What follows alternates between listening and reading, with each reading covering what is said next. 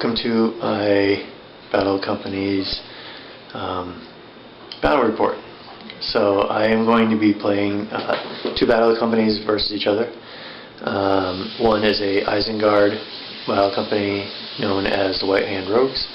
The other is a Mordor Battle Company, and forgive me if I have to look at my notes occasionally, Oragar and the Fallen. The reason why I'm demoing this is to show that how a small amount of models played can still be very fun. So you don't have to go out and buy every model in an army. You can get away with just a couple sets and play some really good games. Battle Companies is, I think, underappreciated. So I'm going to use the new rules represented and see how things work out, and we'll play the game, and afterwards I'll give you a little bit of an update of what's going on after the combat, because in Battle Companies, as if you're not familiar with it, you gain experience points for your troops. All your troops have to be named. You keep tracks. You keep track of their stats, and you keep track of their experience points, and after a certain value they get to re-roll on charts to either gain stats, gain promotions, whatever it is. You would have to look at the rule set and get familiar with it, but you'll see at least the play of the game.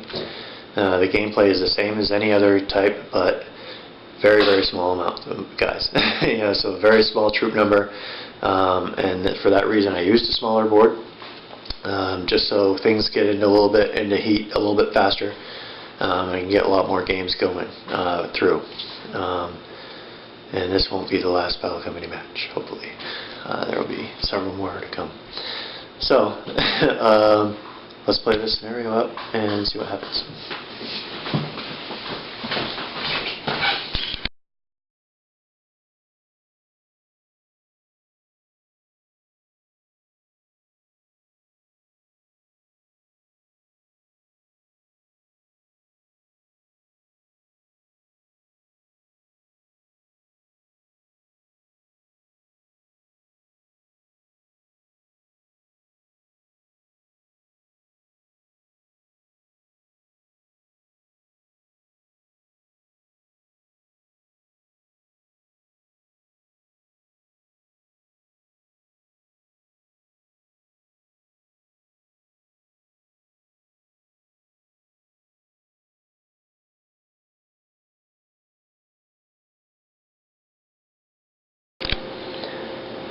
This is how the board looks after first round deployment.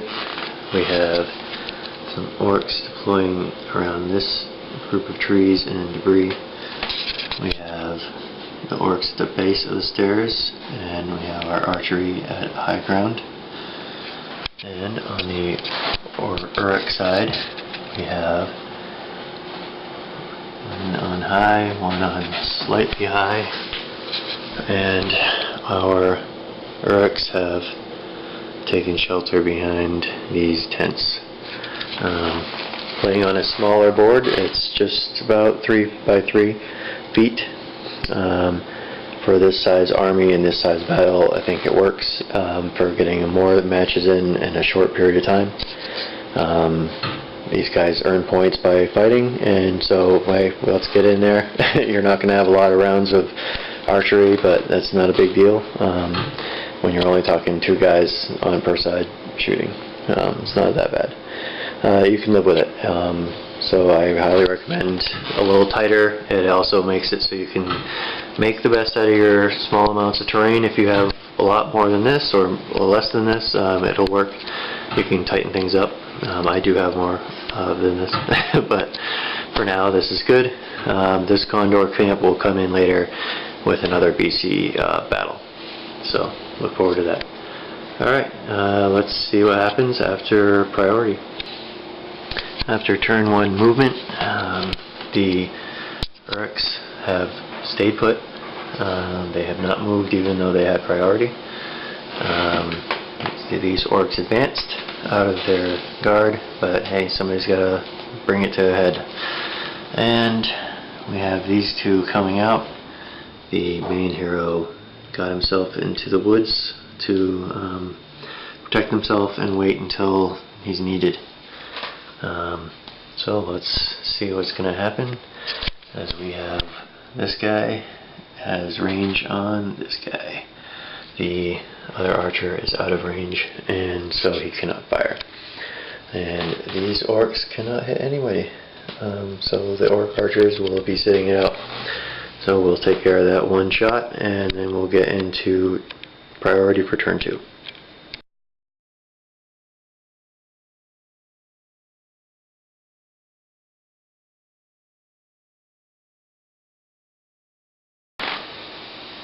Alright, after turn 2 movements, we have my Uruk-Hai lieutenant is facing one of the Mordor sergeants. There's a two-handed weapon here, and these guys had kept cleverly stayed out of sight. But they did come in sight of these guys. They were coming from that direction, and so they were not able to make the charge distance, but they were able to come around. So once this starts getting into battle, there will be some blanks taken. Heroes come out. Lieutenant from Mordor is on his way. And we have the orc that survived the first round of archery. Will he survive the second? These guys are hanging back, waiting for better opportunity, and we're going to have definitely some shooting.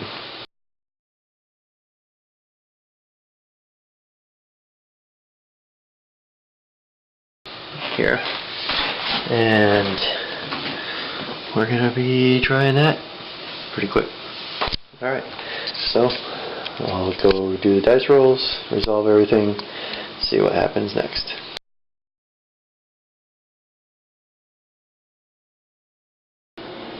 Okay, after the shots, which should have flashed up on the screen, anyway, nobody hit anybody. It was pretty good. Great archery from the evil side on. Anyway, this fight, interestingly, Grobog here, the two-handed weapon, using a Gulf and Bowl model, he rolled a 6 for the win of the fight.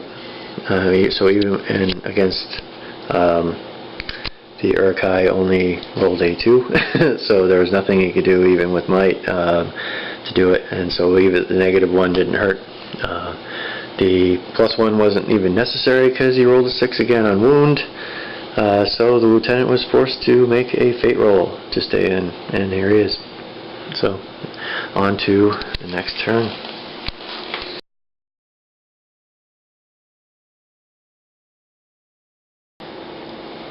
Alright, after turn 3 priority, we have this battle getting a lot more heated.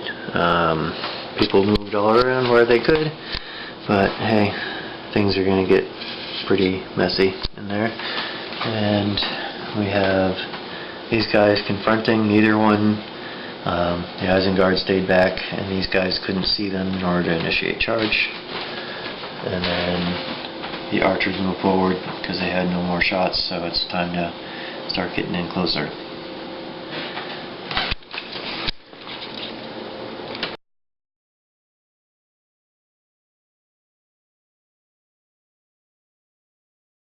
Okay, starting with this fight here, we have 1 attack versus 2 attacks in the first battle. With that, Mordor can take it. I'm going to use my 1 point of might here and modify that roll. And I have the higher fight value, so that's that. And so, go to wounding. Well, so after that combat, this is what's going to happen here. He took out Grobog. That was awesome. So revenge is served. Let's see what happens with the next fight. We have Isengard taking it. And so Nim took out his enemy, the spearman, and So we're on to the last fight of this round, and look at that, Isengard again. Huh. Yeah, Mordor is out of luck today. Alright, so Isengard won all three of their fights, and not only that, wounded their enemies, and therefore this battle that was once outnumbering Isengard is now toe-to-toe even, and we just proved that that's not good for Mordor. So, yeah, Mordor's in trouble. Let's see what happens.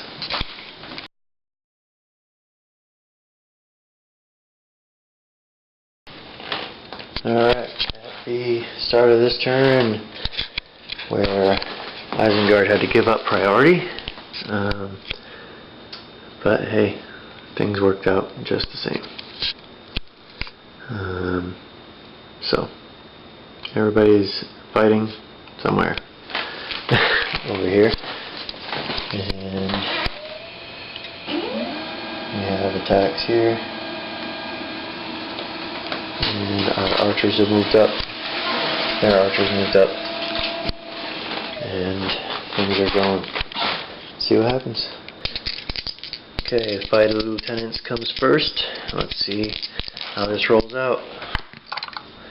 We got 4 and a 1, so that's not good for them. Alright, well, Durzhag just defeated his enemy, so Mordor has just lost their lieutenant. So we're going to go on to this subordinate fight here, Spearmen. And hey, Mordor took that one. No contest. 6-2.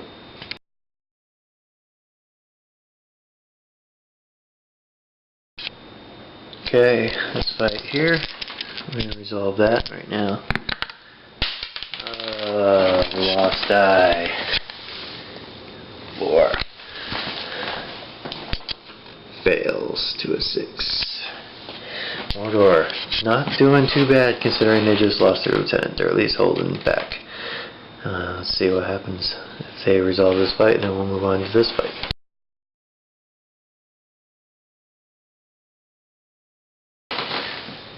In this combat we have 1 Uruk versus 2 Mordor.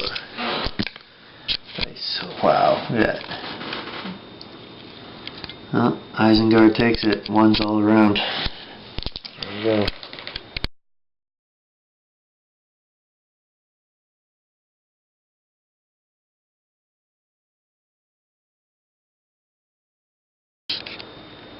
Alright, after Mordor's move and the counter move by Isengard, we have this fight right here. This is pretty much going to determine, I think, the win. Mordor is already at 50%, so if they lose 3 models in this turn, then they're done. The game will be done. And that's 3 fights, and this guy is trapped. So, yeah, things can get really bad, and Isengard has not had a casualty yet. So, let's see what's going to go down with this fight right here.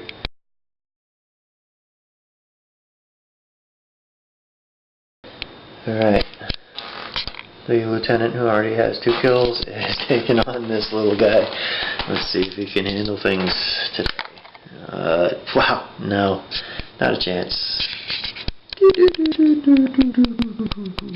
Yep, game over for him. Think.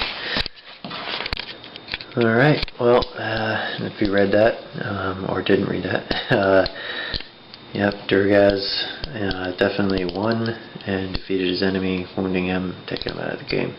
So that's 3 kills. Big guy. Alright, that's exactly what you want your lieutenant to do in a battle company, is to get kills and get points, or cause wounds, whatever it is.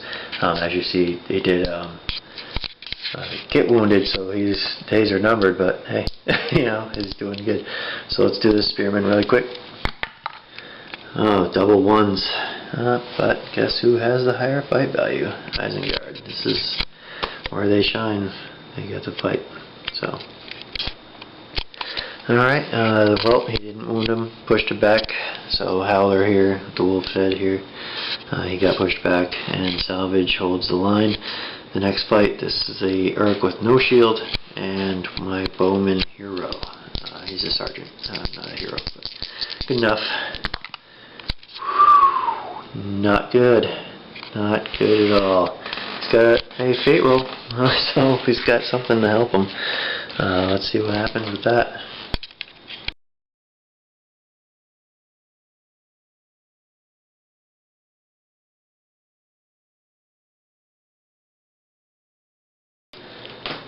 Alright, let's work out this fight. Rags is trapped. And so let's see if he can win this one. No. 4 high, Isengard. There you go. Alright, well, Sergeant Blug just got another XP, took out Rags. He's gone. So, now things get interesting because these guys are pretty much not going to get over here for this fight. It'll be quite a distance to go.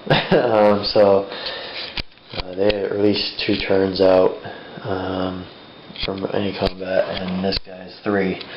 So Mordor has to pretty much take out all of these guys by themselves. These 3 left. If one of them falls before they have more than 20, defeat their enemy, well, you know, this isn't good. They have to reduce them to 25. It's not going to happen. We'll see.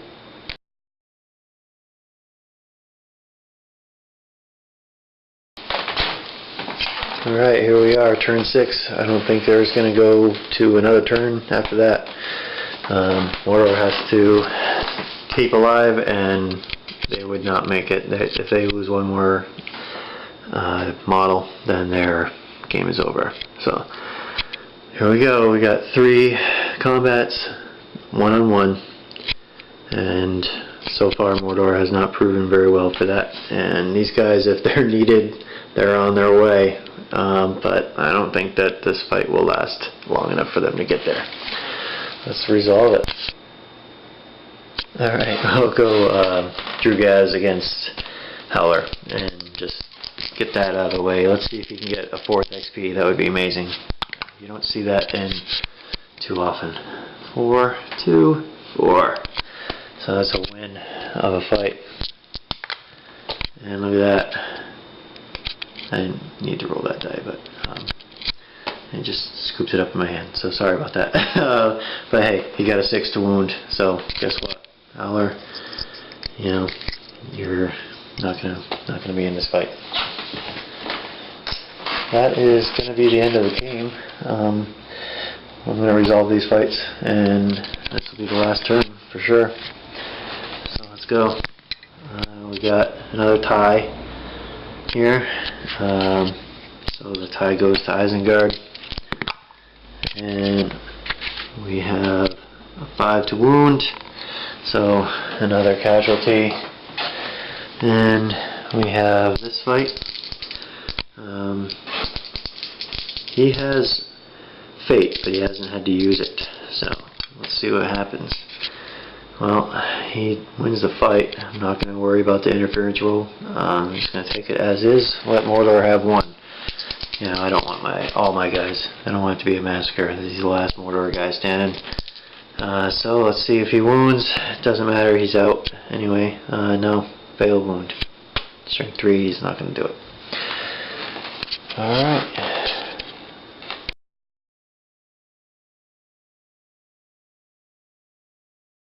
Okay, so man of the hour here is Durzhag. Durzhag had 4 kills, so he got 4 XP. That means that just for playing this game he gets a 5th. For winning this match he got 6. That gives him a roll on the hero chart. So that's what you want to do in your game. That's what you're playing this for, is to have your heroes go up.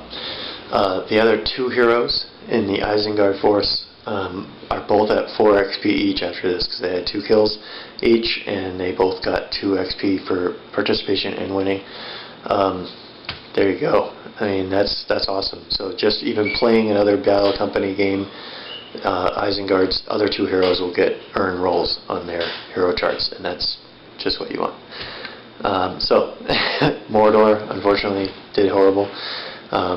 They're going to have to roll casualties for all of their guys before they play again. Some of them probably will not make it, so the points change will be different.